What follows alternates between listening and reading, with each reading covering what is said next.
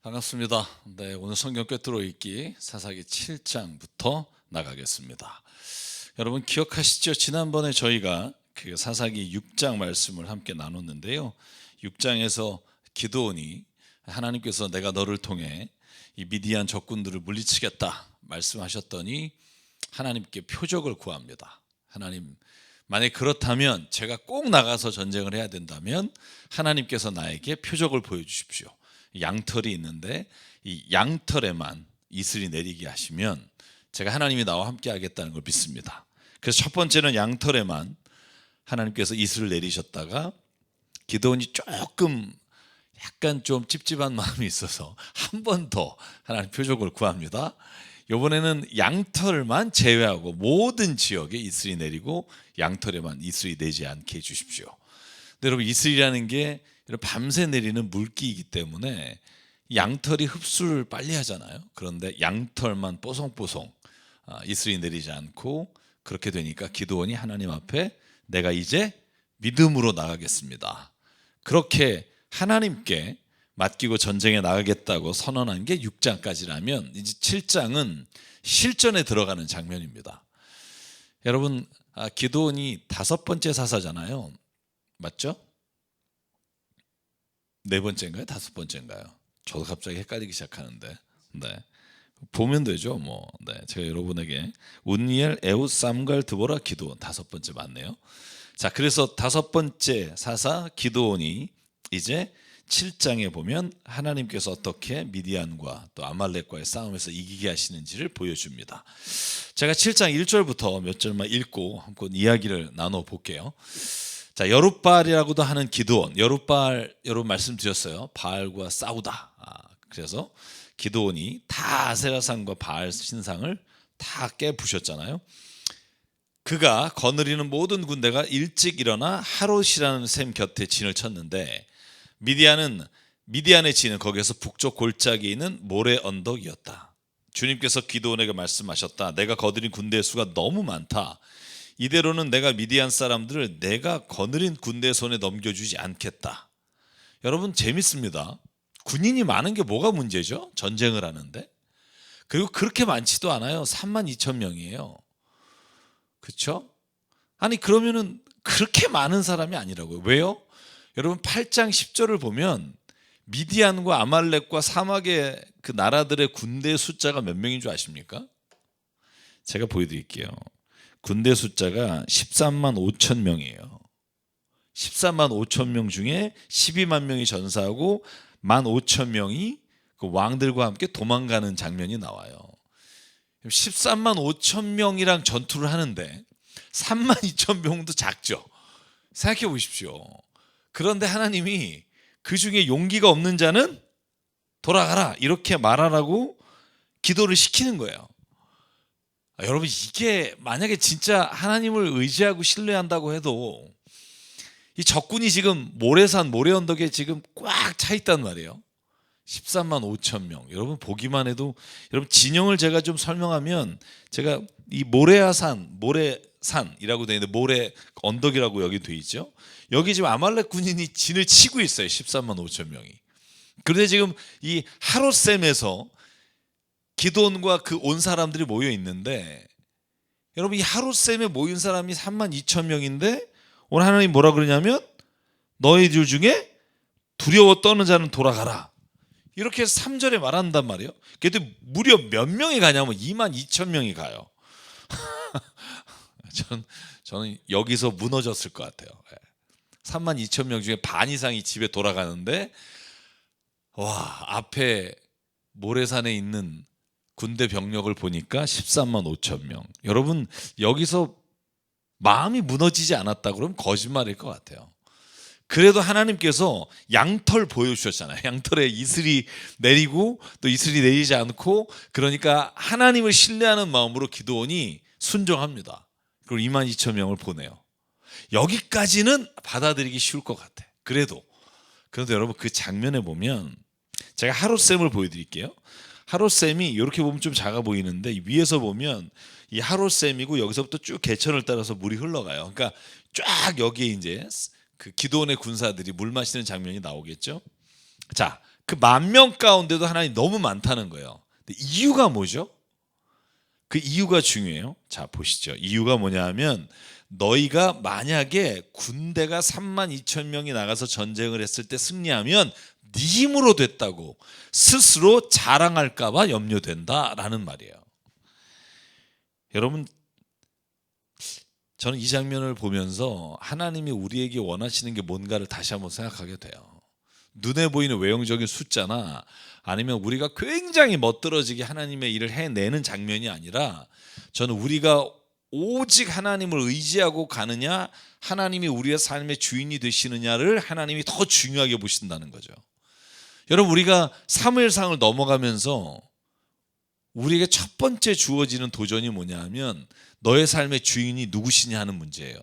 왜냐하면 이스라엘 백성은 왕을 달라고 하고, 근데 하나님은 왕이 아니라 내가 너희의 주인이 아니냐, 이 신뢰행위를 벌이는 장면이 제일 먼저 나오는 장면이거든요. 그러니까 여러분, 오늘 기드온이 하나님 앞에서 32,000명을 가지고 전쟁했다면 그래도 내가 이 많은 사람들 데리고 내가 지략을 가지고 이겼다라고 교만할까 봐 하나님께서는 22,000명을 떨구셨어요. 여러분, 그런데 그 다음에 5절 보실래요? 기드온이 군대를 물가로 끌고 가요. 아까 여기 보여드린 하롯셈. 주님께서 기드온에게 이렇게 말합니다. 개가 핥는 것처럼 혀로 물을 핥는 사람과 무릎을 꿇고 물을 마시는 사람을 모두 구별하여 세워라. 아니, 물 그냥 마시면 되지. 물 마시는 것 가지고 사람을 구분해서 그 중에 손으로 물을 움켜서 입에 대고 핥는 사람의 수가 300명이고 나머지 99,700명은 개처럼 핥은 거죠. 그러니까 하나님께서 뭐라고 말하냐 하면 물을 핥아먹은 300명으로 내가 너희를 구원하겠다. 나머지는 돌려보내라. 돌아버리는 거죠. 여러분, 만약에 32,000명에서 300명 남았다고 한번 생각해 보실래요? 100분의 1이 지금 남은 거예요. 야, 이 장면을 보고 전투하러 나갈 수 있을까? 저는 아마 기드온이 엄청나게 고민을 하지 않았을까? 그런 생각을 해봐요. 그런데 하나님은요, 기드온에게 왜 이렇게 말씀하셨냐 하면 기드온이란 사람의 성향을 우리가 뒤에 8장과 9장을 보면 굉장히 적극적이고 저돌적인 사람이라는 걸 알 수 있어요. 뿐만 아니라 자기의 용맹함과 자기의 지식을 의지하는 사람이라는 걸 알 수 있어요. 그러니까 하나님은 우리를 사용하실 때 막 이런 거 있잖아요. 내가 지금 진짜 요때 내가 진짜 잘 나갈 때 막 하나님 나를 쓰시면 기가 막히게 내가 하나님을 위해서 일할 것 같다고 생각하는 사람도 있어요. 돈이든지 그게 건강이든지 아니면 그게 자기가 갖고 있던 어떤 재능이든지. 그런데 하나님은요, 어떨 때 우리를 쓰시냐면 그것들이 다 무너졌을 때 우리를 쓰신다고요. 아니면 그걸 다 무너뜨린 다음에 다시 회복시켜서 우리를 사용하실 때가 많아요. 왜냐하면 오늘 기드온처럼 우리가 내 힘을 의지하고 내 힘으로 됐다고 말할까 봐 하나님께서는 우리에게 하나님만 의지하는 방법이 뭔지를 보여주십니다. 여러분, 그래서 300명을 데리고 전투를 가려고 하니까 얼마나 막막해요. 그랬더니 하나님이 기드온에게 증거를 보여주십니다. 그 증거를 보여주는 장면은 11절부터 나오는데 11절에 하나님이 이렇게 명령을 해요. 9절부터 나오는군요. 그날 밤 주님께서 기드온에게 말씀하셨다. 자, 제가 물 먹는 장면 하나 보여드릴게요. 그러니까 손으로 물을 먹었다라는 게 뭘까? 이렇게 전방을 주시하지 않고, 그러니까 말하자면 내가 지금 목마를 때 전혀 좌우를 신경 쓰지 않고 물 먹는 사람과 좌우를 주시하면서 여전히 전쟁에 임하는 자세가 확고한 사람, 이렇게 구분을 해서 300명이 남았다는 거죠. 근데 왜 이게 중요한지를 우리가 그 다음을 읽어보면 알 수 있어요. 자, 하나님이 말합니다. 이제 내가 너에게 말하는데 너의 부하 부라를 데리고 적진으로 지금 내려가 봐라. 내가 너에게 증거를 보여주겠다. 그래서 기드온하고 부하 부라 둘이 적진에 들어가요. 그랬더니 병사 둘이 꿈 얘기를 하는 걸 들어요. 여러분, 재밌습니다. 꿈 얘기를 하는데 뭐라고 말하냐 하면 보리빵 한 덩이가 미디안 진영, 자기네 진영으로 굴러 들어왔는데 그 보리빵 한 덩이 때문에 장막이 뒤덮여지고 그리고는 그 막이 쓰러지고 말았다는 거예요. 그런데 이 사람들이 이걸 뭐라고 해석하냐 하면 그게 바로 하나님이 보내신 기드온의 칼이 틀림없다. 우린 이제 끝났다. 기드온이 칼을 들고 들어오면 하나님이 미디안과 모든 진을 그의 손에 넘길 거다. 이렇게 둘이 수군거리는 걸 들은 거예요. 여러분 생각해 보실래요? 지금 300명이에요. 그래서 지금 막 그냥 이 300명을 어떡하지? 그리고 네가 적진에 한번 들어가 봐. 하나님 말씀하셔서 들어갔단 말이에요. 그랬더니 들리는 소리가 뭐냐 하면 기드온이 오면 우리는 다 진다라고 이미 마음이 무너져 버린 거예요. 그랬더니 여러분 15절 보실래요? 기드온이 다시 이스라엘 진도로 소리를 쳐요. 일어나라! 주님께서 미디안을 너의 손에 넘겨주셨다. 그리고 담대한 마음을 갖게 됩니다. 여러분 한번 여기서 보실래요? 왜 하나님께서 32,000명 중에 두려워 떨고 있는 자를 보내셨을까요? 이미 마음에서 지면 전쟁도 지는 거예요. 왜 미디안 사람이 13만 5천 명인데 전쟁에서 졌을까요? 이따가 보면 알아요. 지들끼리 싸워요. 왜? 저녁에 갑자기 무서운 소리가 들리니까 혼비백산에서 스스로 무너진다고요. 그러니까 하나님이 뭘 보시려고 했냐면 3만 2천 명 중에 마음이 담대하고 두려움 없이 적진을 향해 나가서 승리할 수 있다고 믿는 사람, 확신 있는 사람을 하나님은 찾으셨고 그 확신 있는 사람을 통해서 하나님이 전쟁을 승리하게 하셨다는 거죠. 여러분 인생에도 마찬가지라고 봐요. 우리가 마음이 무너지면 모든 일이 무너집니다. 건강이나 아니면 우리가 재정이나 모든 문제에 있어서 힘들고 어려울 때가 있어요. 그런데 주님이 여호수아에게도 말씀하셨고 모세에게도 말씀하셨던 그 말씀을 들어야 됩니다. 두려워하지 말라. 내가 너와 함께함이라. 하나님은 오늘 우리에게 마음의 확신을 가지고 우리의 삶의 자리로 나가서 싸우기를 원하십니다. 여러분 마음이 이기면 승리할 수 있습니다. 이게 오늘 첫 번째 단락에서 기드온에게 보여주시는 하나님의 말씀과 하나님의 뜻이었고 그 뜻을 받들어 기드온이 소리쳐요. 일어나라! 주님께서 미디안의 진을 너의 손에 맡기셨다. 여러분 그리고 전투가 시작됩니다. 그때 전략을 세우는 게 누구냐 하면 물론 하나님께서 지혜를 주셨겠지만 기드온이 전략을 세워요. 여러분 하나님께서 기드온에게 용기를 주시니까 16절 그가 15절부터 꿈 이야기와 해몽 이야기를 듣고 주님을 경배하며 하나님 앞에 담대히 나가니까 300명을 세 부대로 나눠서 각자 나팔과 빈 항아리를 손에 들어주고 빈 항아리 속에는 횃불을 감추고 적진으로 뛰어들어갑니다. 여러분 이건 지혜죠. 세 진영을 나눠서 갔어요. 그리고는 기드온이 적진에 깊숙이 들어갔을 때 소리를 칠 때 다 같이 항아리를 깨고 횃불이 들리면 여러분 생각해 보실래요? 자고 있다가 온 사방천지에 쨍그랑하는 소리와 함께 횃불을 들고 막 불이 난리를 친다면 여러분 몇백만 명이 지금 전쟁을 치르려고 자기 적군이 들어왔다고 생각하지 않겠어요? 여러분 그렇게 되니까 나팔까지 불면서 기도원 만세! 주님 만세! 왜? 아까 적군들이 하는 얘기를 들었잖아요. 하나님이 기드온의 칼을 보내서 미디안 진영을 무너뜨릴 거다. 다 이런 두려움을 갖고 있는데 주님 만세, 기드온 만세 그러면서 항아리가 깨지고 나팔을 불고 횃불이 흔들리니까 여러분 미디안 백성들이 군사들이 혼비백산에서 어떻게 돼요? 주님의 칼이다 기드온의 칼이다 외칠 때 그들은 자기들끼리 서로 죽이게 돼요. 자 22절 보실래요? 300명이 나팔을 불 때 주님께서 모든 적들이 저희들끼리 칼로 치게 하셨다는 거예요. 그러니까 사실은 기드온이 직접 죽인 것보다 자기네들끼리 서로 혼비백산에서 적군인 줄 알고 어둠 가운데 죽인 숫자가 훨씬 많았다라고 생각할 수 있습니다.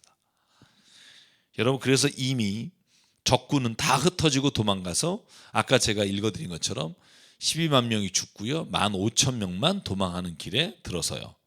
여러분 23절 보실래요? 제가 지난주에 말씀드렸죠. 드보라 때도 싸운 곳이 어디였죠? 싸운 곳 어디라고 그랬죠? 이스라엘 평원. 네. 그러니까 왜냐하면 거기가 비옥한 지대라 한번 여러분 보실래요? 미디안과 아말렉이에요. 그리고 사막의 사람들이라고 써 있는데 미디안은 오른쪽에 남쪽이잖아요. 제가 여러분 보여드리면, 자, 아말렉은요 이스라엘 가나안 땅의 남쪽에 있는 지파예요. 그러니까 신광야, 바란광야와 맞물려 있는, 그러니까 부에쉐바 밑쪽에 있는 아말렉이란 말이에요. 이 사막 지역에서 비옥한 이스라엘 땅을 차지하려 오는 거고, 여러분 미디안은요 이 더 밑이에요. 미디안 사막이라고 말하잖아요. 광야. 여기에서 북쪽으로 올라와서 아말렉과 미디안이 지금 전쟁을 치르러 올라온 거예요. 세켐 지역까지. 여러분 여기 그 전쟁을 치르는 이 장면들을 생각해 보면 왜 그 이스라엘 쪽에서 전쟁이 계속 일어나는지 우리가 알 수 있다는 거죠. 그런데 그 지파가 어떤 지파냐면 아셀과 납달리와 므낫세예요. 그죠? 그래서 오늘 거기에 전쟁에 나간 지파들의 이름을 23절에 보면 납달리와 아셀과 므낫세가 전쟁을 치르게 돼요. 보이시나요? 그죠? 그런데 이제 막 퇴각한단 말이에요. 적군이 막 도망가는데 어디로 가겠어요? 어디로 갈까요? 북쪽으로 갈까요? 남쪽으로 갈까요? 남쪽이죠. 남쪽이고 또 동남쪽으로 가겠죠. 미디안이니까. 그래서 전쟁에서 후퇴하는 장병들, 적군들을 물리치기 위해서 누구에게 요청을 해요? SOS를. 성경에 보면 24절 마지막에 에브라임 지파에게 요청을 해요. 에브라임. 자, 24절 처음과 끝에 에브라임 나오는데 에브라임에게 왜 요청할까요? 에브라임은 여기 이스라엘 광야 평원 밑에 있는 지파예요. 그러니까 도망가는 적군들을 물리쳐 달라고 이스라엘 평원에서 대패한 미디안과 아말렉 군사들이 도망갈 때 에브라임에게 부탁을 해요. 그러니까 에브라임이요 벳바라와 요단강에 이르기까지 나루들을 점령하고 그들을 다 퇴각시킵니다. 그래서 에브라임 지파가 혁혁한 공을 세웁니다. 자, 그래서 이스라엘 사람들은요 기드온에게 장군이 우리를 구해 주셔서 고맙다고 칭찬을 합니다. 여러분 그리고 나서 오늘 성경에 보면,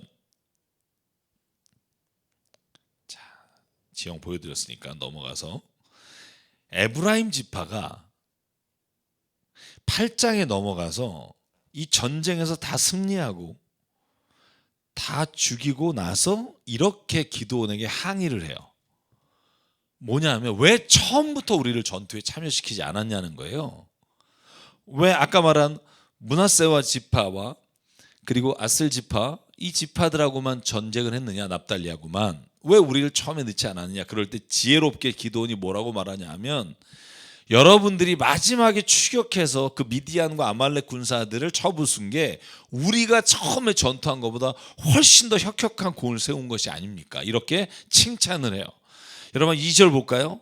8장 2절. 이번에 내가 한 일이 당신들이 한 일에 비교가 되겠습니까? 에브라임이 떨어진 포도를 주운 것이 아비에셀이 추수한 것보다 전부보다 낫지 않겠습니까? 하나님이 미디안의 우르머리 오렙과 스앱을 당신들의 손에 넘겨주었습니다. 그러니 내가 한 일이 어찌 당신들의 한 일에 비교가 되겠습니까? 기드온이 이렇게 말하니까 에브라임 사람들의 노여움이 풀리게 되죠. 여러분 그래서 제가 이 대목에서 읽으면서 생각한 게 뭐냐 하면 칭찬은 고래도 춤추게 한다는 거예요. 여러분 만약에 우리가 살아가면서 교회 안에서나 아니면 어떤 일에 있어서 시비를 걸 때가 있어요. 서로가 입장이 다르고 생각이 다를 때 여러분 생각해 보실래요? 에브라임까지 불렀어 봐요. 그러면 한 5만 명 중에 300명 남으면 여러분 더 허무하지 않겠어요? 어차피 하나님은 이미 기드온에게 주어지는 군사의 수를 생각하셨다고 믿어요. 그렇기 때문에 더 이상 군대를 요청하지 않고 300명만 전투를 나갔고, 그것으로 인해 섭섭해하는 에브라임에게 기드온이 너희들이 세운 공이 나보다 훨씬 크다라고 칭찬하니까 그들이 원망과 시비를 하다가 물러서게 돼요. 여러분 그래서 오늘도 저와 여러분이 이 칭찬하는 일에, 저희가 왜 주일에 축복송 중에 최고입니다, 당신이 최고입니다, 이 말은 우리가 거짓말을 하라 이런 게 아니라 다른 사람을 격려하는 말, 칭찬하는 말이 내 입에서 날마다 습관이 되면 한 사람이 다시 일어날 수 있는 힘을 얻게 된다는 거죠. 그러니까 저 여러분 가족에서도요 늘 칭찬하십시오. 늘 비난의 말이나 아니면은 다른 자녀나 어떤 배우자를 늘 이렇게 디서포인트 실망시키는 말을 하지 마시고요. 늘 칭찬하십시오. 그러면 그 칭찬하는 대로 된다고 저는 믿습니다. 자, 그렇게 에브라임 지파와 기드온이 이 문제를 해결하고 나서 자, 기드온이 그가 거느리는 군사 300명과 함께 요단강을 건너 지친 몸이지만 계속 적들을 추격해요. 그런데 너무 배가 고파요. 그러니까 숫곳이라는 곳에 이르러서 그 사람들에게 사정합니다. 빵을 좀 주십시오. 미디안의 두 왕 세바와 살문나를 추격하고 있습니다. 여러분, 숫곳이 어디죠? 여러분 한번 생각해 보실래요? 숫곳은 요단강을 이제 막 도망가서 벗어난 지역이에요. 보여드릴게요. 숫곳은 이 요단강에 막 벗어난 지역이에요. 그리고 여기는 요단강 동편은 여러분 기억하시나요? 므낫세 반지파와 갓과 루벤이 이 오른쪽을 차지했잖아요. 그 루벤이 맨 아래고 그 다음에 갓 그 위에가 므낫세란 말이에요. 이 숫곳은 갓 지파가 정착한 땅이에요. 그러니까 다시 말하면 이스라엘 지파가 있는 땅인데 여러분 지금 기드온이 추격을 하다가 너무 배가 고파서 빵을 달라고 하는데 거절합니다. 좀 모질게 거절해요. 이 말을 들은 숫곳의 지도자가 말합니다. 우리를 보고 당신의 군대에게 빵을 주라니 세바와 살문나가 당신의 손아귀에 들기라도 하였단 말이요 하고 비아냥거렸다. 그때 기드온이 이렇게 말해요. 내가 세바와 살문나를 나의 손에 넘겨주신 뒤에 내가 들가시와 찔레로 당신의 살을 찌르고 말겠소 하고 마음에 원한을 갖게 돼요. 여러분 아주 작은 일에서 나중에 큰 싸움과 사륙이 일어나요. 시작은요 먹을 거예요. 그런데 이것으로 인해 나중에 숫곳에 있는 70명의 지도자가 다 죽임을 당하고 기드온이 원수를 갚아요. 저는 이게 잘했다고 생각하지 않아요. 결코 제가 뒤에 기드온이 범한 죄 중에 하나가 이 일이라고 제가 평가를 하고 설명을 드리겠지만 그런데 시작이 숫곳에 있는 사람들이 조그만 선의를 베푸지 않은 것 때문에 엄청난 화를 당하게 돼요. 그래서 저는 우리가 살아가면서 아주 적은 것에 좀 더 신경을 쓰면 좋겠다는 생각해요. 아주 작은 거. 그러니까 우리가 뭐 돈이 많이 생기면 사람을 돕겠다. 어려운 사람 다 도와주겠다. 여러분 그거 하나님이 원하시는 건 지금 내 삶에서 아주 자그마한 것이라도 나눌 수 있는 마음이 결국 우리가 많은 것을 가질 때 나눌 수 있는 마음이 될 수 있다는 걸 너무나도 분명하게 성경이 보여줍니다. 여러분 그래서 어떻게 돼요? 결국은 전쟁에서 승리해서 돌아오잖아요. 그런데 오늘 성경에 보면 피해 복수가 일어나요. 자, 숫곳과 분우엘이라고 하죠. 숫곳과 분우엘은 다 갓지파가 있는 지역이에요. 여기서 기드온이 전쟁에 승리하고 미디안의 두 왕을 다 사로잡은 뒤에 이 지나가는 길에 숫곳과 분우엘을 쑥대밭으로 만들어요. 한번 읽어볼까요? 14절 8장 14절에 이렇게 되어 있어요. 그 숫곳 사람이 젊은 한 명을 포로로 잡아 캐물으니 그 젊은이가 77명이나 되는 숫곳의 지도자들과 장로들의 명단을 적어줘요. 그러니까 77명의 명단을 가지고 가서 기드온이 장로들을 체포한 다음에 들가시와 찔레로 그 사람들을 응징하고 죽여요. 그리고 분우엘의 망대도 헐고 그 성읍 사람들도 죽여요. 저는 이게 기드온이 뛰어난 장수이고 하나님의 뜻을 받들어 전쟁을 승리한 사람이지만 분노를 조절하지 못해 그가 결국 그의 아들 아비멜렉이 형제 70명을 싹 죽여버리고 자기가 이스라엘 왕이라고 선포하고 3년 동안 통치하는 일이 저는 이 기드온의 혈기를 죽이지 못한 일로 인해 일어났다고 봐요. 여러분 기드온은 아마 평소에 혈기를 조절 못하지 않았을까? 이런 생각해봐요. 왜냐하면 평소에 그런 것들이 축적이 돼서 이렇게 엄청난 살인을 이룰 수 있지 결국 그러지 않은 사람은 그렇게 할 수 없다는 거죠. 제가 그래서 이 말씀을 읽다가 에베소 4장 2절이 생각났어요. 여러분 모든 일을 겸손함과 온유함으로 깍듯이 대하십시오. 사람을 대할 때 오래 참음으로써 사랑으로서 용납하시지요. 여러분 오래 참음으로 사랑으로 용납하는 사람이 승리하는 사람이고 그게 예수께서 십자가에 보여주신 승리의 참된 비결입니다. 분을 내도 하루에를 넘기지 마십시오. 그리고 노하지 마십시오. 이게 성경이 우리에게 지혜롭게 사는 자에게 주시는 은혜라는 걸 알게 하십니다. 그래서 오늘 이 피해 복수가 기드온의 첫 번째 죄라면 기드온이 또 하나의 큰 죄를 저질러요. 여러분, 이건 기드온의 명예욕이라고 생각해요. 여러분, 기드온은요, 전쟁에 승리하니까 이스라엘 온 사람들이 뭐라고 말하면 왕이 되달라고 부탁해요. 당신이 왕이 안 되면 70명의 아들 중에 한 사람을 왕으로 세워달라고 할 때 기드온이 뭐라고 말해요? 23절. 자, 그러나 기드온이 그들에게 말했다. 나는 여러분을 다스리지 않을 겁니다. 나의 아들도 여러분을 다스리지 않을 겁니다. 오직 주님께서 여러분을 다스리실 겁니다. 너무 멋있잖아요. 그죠? 그러니까 하나님을 경배하고 하나님을 신뢰하고 하나님 앞에서 믿음으로 살아가는 데는, 그리고 그가 왕이 하나님만이 왕이시다라고 한 믿음에는 정말 확고한 변함이 없어요. 그런데 기드온에게 약점이 있었다는 거죠. 그게 뭐냐면 여러분 24절부터 이렇게 돼 있어요. 그가 한 가지 청이 있다고 국민에게 말해요. 이스라엘 백성에게 각 사람에게 얻은 전리품 가운데 귀고리 하나씩을 주십시오. 이 금 귀고리예요. 그러니까 미디안군이 이스라엘 사람들이므로 모두 금 귀고리를 달고 있었다. 그러니까 이스마엘 사람인데 금 귀고리를 단 것을 다 기드온이 달라고 해서 뭘 하느냐? 에봇을 만들어요. 에봇이 뭐죠?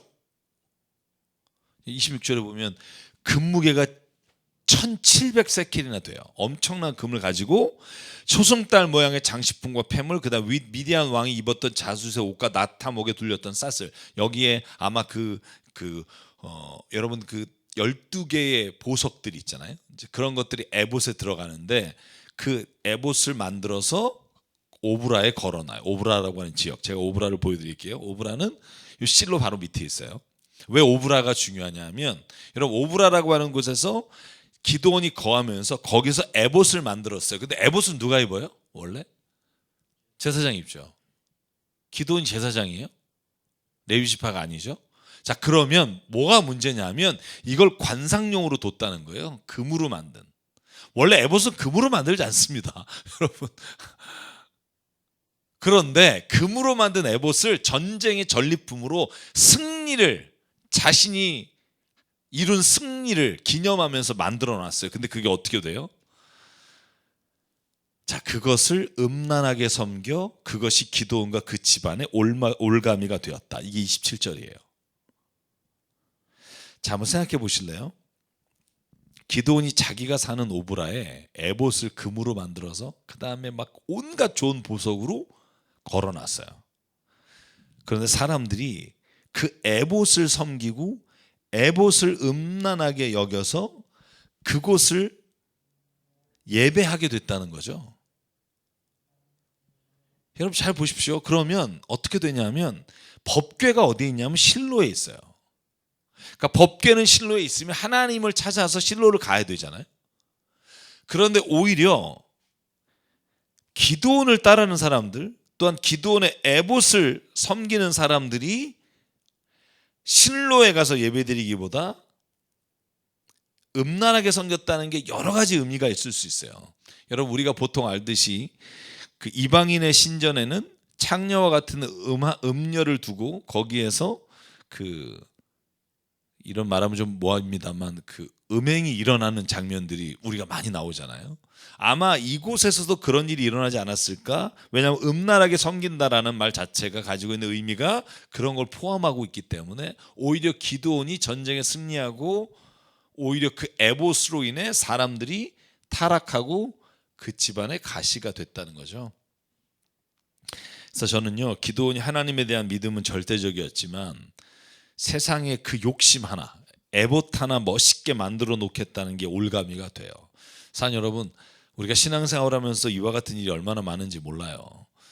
하나님의 일은 열심히 정말 멋있게 했는데 내 욕심으로 채운 그 하나가 결국 자식들이 혹은 우리의 주변에 있는 사람들이 타락하는 길을 열어놓게 되는 경우가 있죠. 그 모든 것들을 저는 이겨내는 은혜가 있기를 바랍니다. 여러분, 그래서 일어나는 일이 아비멜렉의 반란이에요. 아비멜렉이 누구죠? 이제 8장 31절로 9장을 넘어가는 겁니다. 오늘 아마 여기 9장까지 아마 오늘 진행을 할 것 같은데, 왜냐하면 이야기가 너무 길어요. 근데 이 아비멜렉이 기드온의 아들이에요. 근데 기드온의 70명의 아들 중에 어느 누구도 이스라엘 왕으로 삼지 않겠다 했는데, 아비멜렉은 세켐 지역에서 자기가 왕이라고 선포를 해요. 근데 그 어떻게 하냐면 이런 거예요. 사람들에게 자기가 여룻바알의 아들이라는 거예요. 기드온의 아들이고, 기드온이 이스라엘을 구원해냈는데 그 아들 중에 왕이 나와야 되지 않겠느냐 하면서, 여러분 31절로 1절 9장 1절로 넘어갈 때 이렇게 말돼 있습니다. 또 세켐에 있는 첩과의 사이에서 아들이 하나 태어났다. 그 아들이 아비멜렉이다. 3절에 보면 그가 외가 친척이 그의 부탁대로 세겜 성읍의 모든 사람에게 그가 한 말을 전하니 그들의 마음이 아비멜렉에 기울어져서 그는 우리의 혈육이다 하고 사람들을 모아주고 돈을 모아줘요. 그러니까 불량배와 건달을 모아서 자기가 왕이라고 선포합니다. 근데 그러기 전에 자기의 숙적, 그죠? 형제들 70명을 싹 죽여요. 5절에 보면 오브라에 있는 아버지의 집으로 가서, 여러분 얼마나 그러니까 이 오브라가 에봇 하나로 전쟁과 욕심과 탐욕과 싸움이 있었는지 알게 되고요. 자기 형제들 곧 여룻바알의 아들 70명을 한 바위에서 죽여버려요. 그때 살아남은 자가 누구예요? 요담이에요. 딱 요담. 여러분 요담은 유명한 거 있죠. 이따가 나올 거예요. 산 위에 올라가서 외치는, 그죠? 자기 형 아비멜렉에 대해서 외치는 장면이 나옵니다. 저는 이 기드온이 앞에서 말한 그 죄로 인해 여룻바알이라고 하는, 아니 아비멜렉이라고 하는 아들이 결국은 아버지의 뜻과는 달리 악행을 저지르고 형제를 다 죽이는 일이 일어나요. 제가 여러분에게 늘 말씀드린 것 중 하나가 있죠. 하나님의 일을 멋있게 하지만 가정은 돌보지 못한 많은 믿음의 사람들이 있어요. 여러분 성경에도 그런 사람들이 많이 나오죠. 나중에 사울도 마찬가지고요. 사무엘도 마찬가지고요. 주님의 이름 열심히 했으나 자식을 돌보지 못한 거. 여러분 그래서 저는 믿음의 길을 걸어갈 때 교회 일과 하나님의 일만큼 중요한 건 가족의 일이라고 생각해요. 우리가 그 일을 돌보지 못하면 나중에 평생 후회할 일을 그 아들이 하게 된다는 거죠. 여러분 다윗도 마찬가지잖아요. 다윗도 그가 정말 하나님 앞에 신실했지만 그 아들들을 믿음으로 키우지 못한 것으로 인해 얼마나 많은 어려움을 당합니까? 여러분 이렇게 아비멜렉이 반란을 일으켜서 이스라엘의 왕이 됐다고 선포해요. 여러분 그랬더니 요담, 살아남은 그 형제 하나가 그리심산 꼭대기에 올라가요. 여러분 그리심산과 에발산 기억나시나요? 세켐 땅에 있는. 여러분 그래서 그리심산에는 복을 빌고 에발산에 저주를 빌어요. 6지파씩 나눠서 그 산에 올라가서 이렇게 외칩니다. 성읍에 있는 사람들, 세겜 사람들 내 말 들으십시오. 하나님이 여러분의 청을 들어주실 겁니다. 하루는 비유를 드는 거예요. 나무들이 기름을 부어 자기들의 왕을 세우려고 길을 나섰습니다. 그들은 올리브 나무에게 가서 말했습니다. 우리의 왕이 되어 주십시오. 그랬더니 올리브 나무가 이렇게 말합니다. 내가 어찌 하나님과 사람을 영화롭게 하는 이 풍성한 기름 내는 일을 그만두고 다른 나무들 위에서 날뛰겠는가? 이렇게 거절을 해요. 그 다음에 제가 여기 다 적지 않았지만 성경에 보면, 자 그래서 10절에 보면 무화과 나무에게 가서 우리의 왕이 되주십시오라고 부탁하니까 무화과가 이렇게 말해요. 내가 어찌 달고 만나는 과일 맺기를 그만두고 다른 나무들을 위에서 설치고 다스리겠는가? 그랬더니 12절 포도나무에게 가서 말해요. 우리의 왕이 좀 되어주십시오. 근데 포도나무가 대답합니다. 내가 어찌 하나님과 사람을 즐겁게 하는 포도주 내는 일을 그만두고 다른 나무들 위에서 날뛰겠는가? 여러분 저는 이 세 가지 나무들의 비유를 보면서 무슨 생각하냐 하면, 자기가 하는 일을 귀하게 여기는 사람이 가지고 있는 특징은 큰 실수와 죄를 저지르지 않는다는 거예요. 여러분 우리가 하나님의 일을 조금 잘하고 주의 일 열심히 하고 옆에서 박수치고 너무 잘한다 할 때 가장 큰 유혹이 뭐냐 하면, 그러니까 내가 뭐가 돼야 된다는 생각을 가질 때 위험해요. 그게 목사든 아니면 그 어떤 장로님이든 권사님이든 교회 내에 칭찬받고 박수받을 때 내가 그 자리를 차지할 만한 사람이다라고 느낄 때, 그때 교만이라고 하는 욕심이라고 하는 것이 그를 찾아오게 되죠. 저는 이 올리브나무와 그다음 무화과나무와 포도나무가 위대한 신앙인의 모습이라고 생각해요.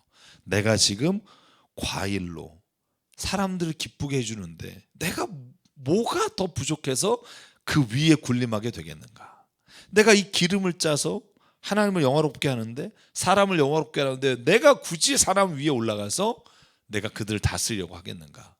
사랑 여러분, 여러분과 제가 가지고 있는 그 일, 또 하나님께서 맡겨주신 그 일이 아무리 작고 보잘것없다고 여겨도 오늘 여기 포도나무와 올리브나무와 무화과나무처럼 자기의 일을 정말 사랑하고 자랑스럽게 생각하는 일을 통해 하나님이 일하십니다. 어떤 사람이 그러면 그 위에 올라가고 군림하기를 원하느냐? 네 번째 나무가 뭐죠? 가시나무예요. 내 속엔 뭐 이거죠.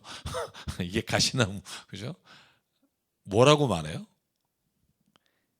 말도 안 되는 소리를 합니다. 그게 뭐냐면 14절, 네가 와서 왕이 돼줄래? 그랬더니 가시나무가 뭐라고 말하냐면 정말로 나에게 기름을 부어 왕으로 삼을 거냐? 그러면 와서 나의 그늘 아래 피하여 숨어라. 그렇게 하지 않으면 이 가시덤 뿔에서 불이 뿜어나와 레바논의 백향목을 살라버릴 것이다. 여러분 생각해보세요. 가시나무 밑에 그늘이 있나요? 그러니까 이 착각을 해도 뭐 한참 착각하는 거죠. 오히려 여러분 올리브나무 보십시오. 올리브나무가 가지가 무성하거든요. 물론 포도는 좀 덜합니다만 무화과나무도요. 가시나무는 그 밑에 그늘 아래 피할 수가 없어요. 착각하는 거죠. 그러니까 자기가 굉장한 사람이라고 착각하는 사람의 특징이 뭐냐면 내가 그 일을 맡아야 된다는 거예요. 여러분 저는 그래서 교회 모든 사람과 직분을 뽑을 때 제비 뽑기 하고 싶을 때가 많아요. 하고 싶다는 사람이 그 일을 맡아서 정말 잘하는 경우도 있지만 정말 나는 아닙니다라고 말하는 사람이 그 일을 감당할 때 훨씬 더 은혜롭게 해요. 저는 그래서 하나님이 사람을 뽑을 때 모세와 같은 사람, 기드온과 같은 사람을 왜 뽑았을까?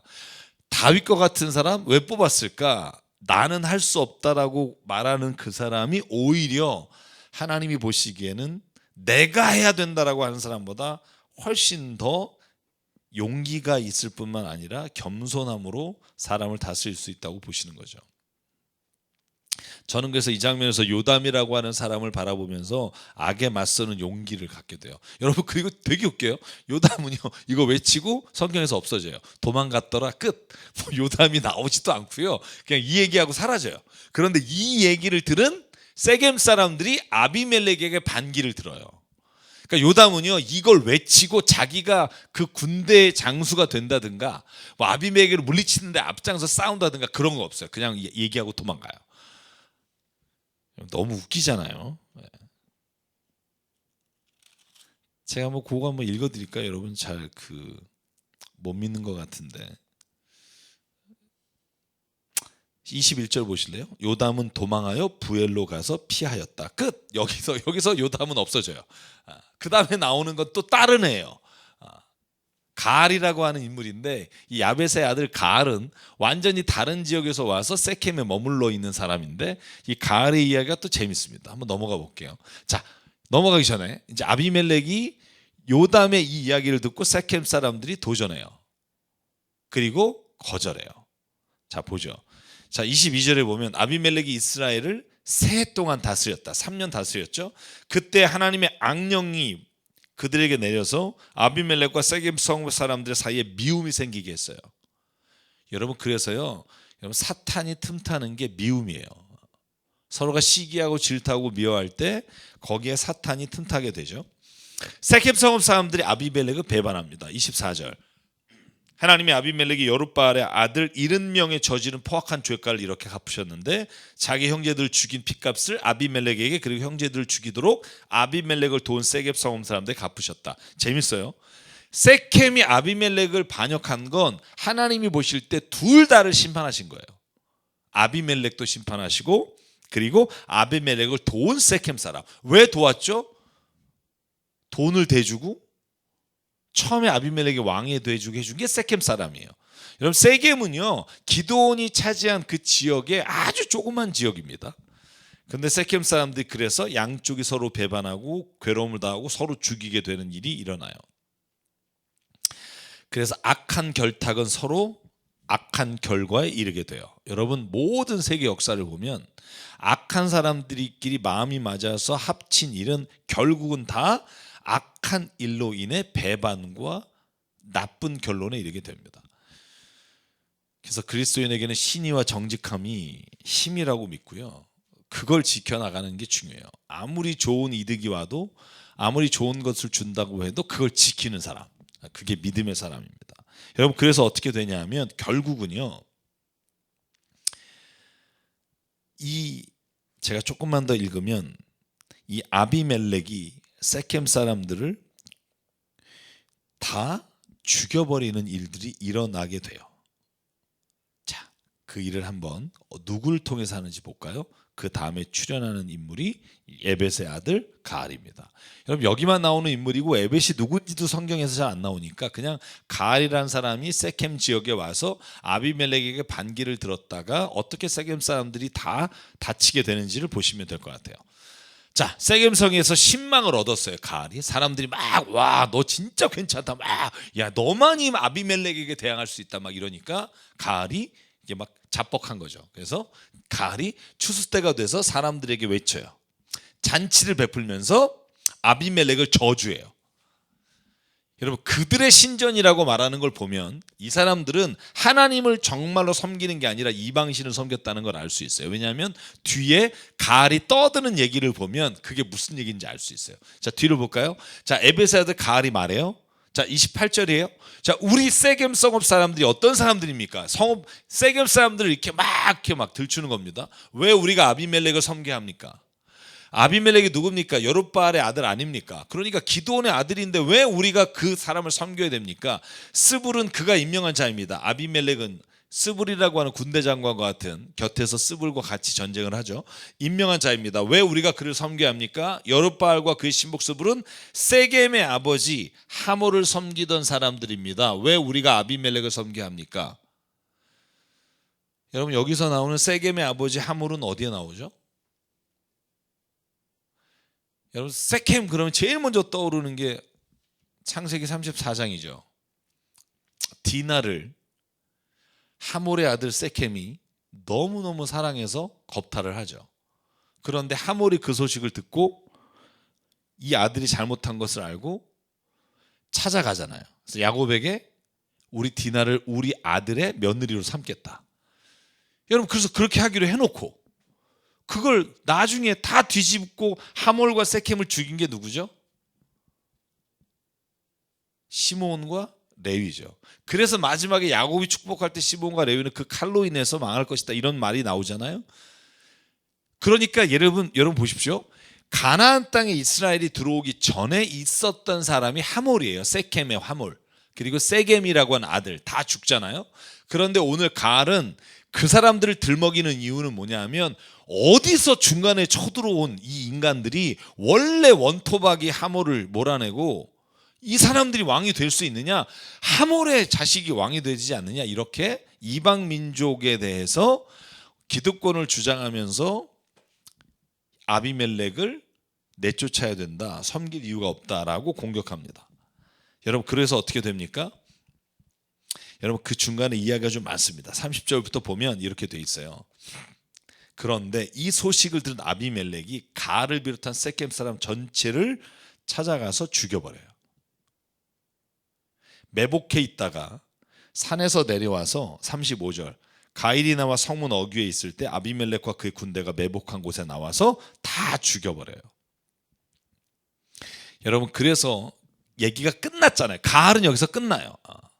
여러분, 그 아비멜렉 이야기가 굉장히 긴 서사를 가지고 있어요. 그러니까 말하자면 아비멜렉이 세겜 사람들과 함께 왕이 됐는데 세겜 사람이 배반하고 에벳의 아들 가알이 다시 반란 일으키나 다 그들이 죽임을 당하고 여기서 끝나지 않아요. 이 아비멜렉이 얼마나 치졸하고 악랄하냐 하면 그 다음에 42절부터 보면 아비멜렉 사람들이 세겜 사람들이 들로 나가서 자기를 배반한다는 얘기를 듣고 군대를 이끌고 가서 매복해 있다가 그들을 죽이기 시작합니다. 다 죽여버려요. 세겜 사람들을 보이는 대로. 그러니까 세겜 망대에 있던 지도자들이 이 소식을 듣고 동굴로 피해요. 여러분 지하 동굴로 피하니까 어떻게 돼요?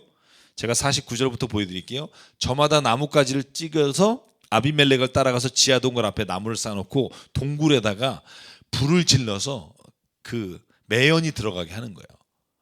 그래서 다 죽여버려요. 이렇게 죽은 남자 여자가 몇 명이다? 1000명이 죽어요.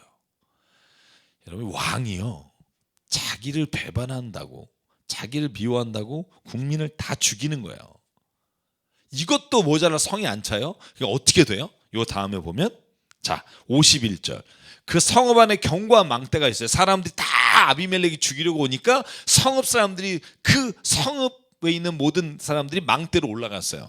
그리고 잠궈버렸어요. 그랬더니 또 어떻게 해요? 그 망대 밑에서 불을 질러요. 52절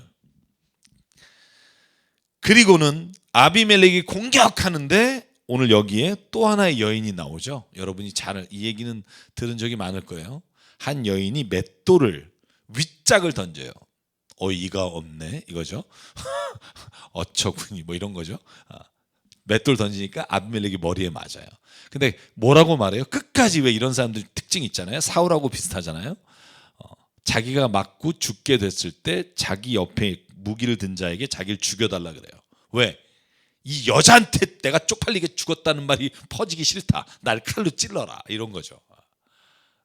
사울도 마찬가지잖아요. 저는 악인의 최후는 이렇게 끝난다라는 생각을 해요. 여러분 그래서 우리가 한 번 더 생각해 보죠. 드보라 때 여인이 나오죠. 누구죠? 헤벨의 아내 야엘. 시스라 장군을 죽이죠.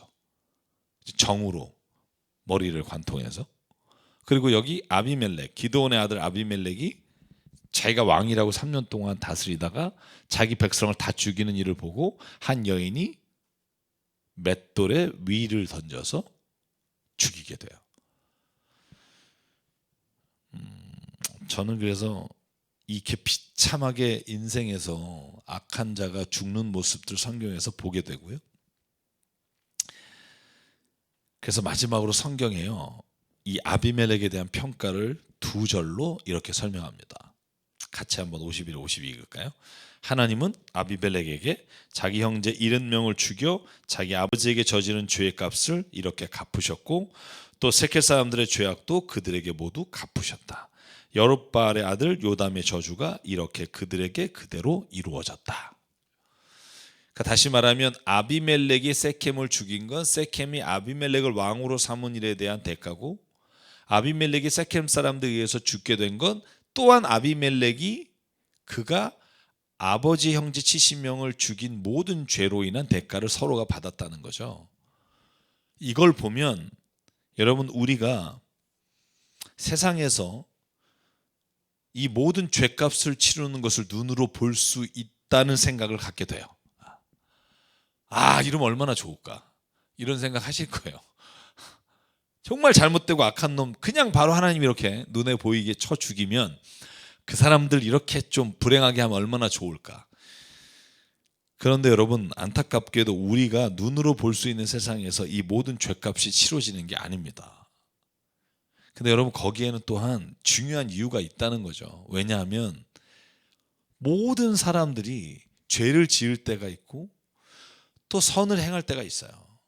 그것이 좀 우리가 볼 때 많으냐 적으냐지 모든 사람들이 여러분 죄 가운데 있을 때 하나님이 만약에 모든 사람들 죄값대로 치시고 죽이셨다 그러면 살아남을 사람이 있을까 하는 거죠. 아비멜렉이 평생 이렇게 악했을까요? 저는 그에게 욕심이 들어가고 그가 왕권을 차지하면서 자기를 반대하는 사람들에 대한 분노를 절제하지 못하면서 일어난 이 죄를 하나님이 막으셔야 했기 때문에 그를 죽이셨겠죠.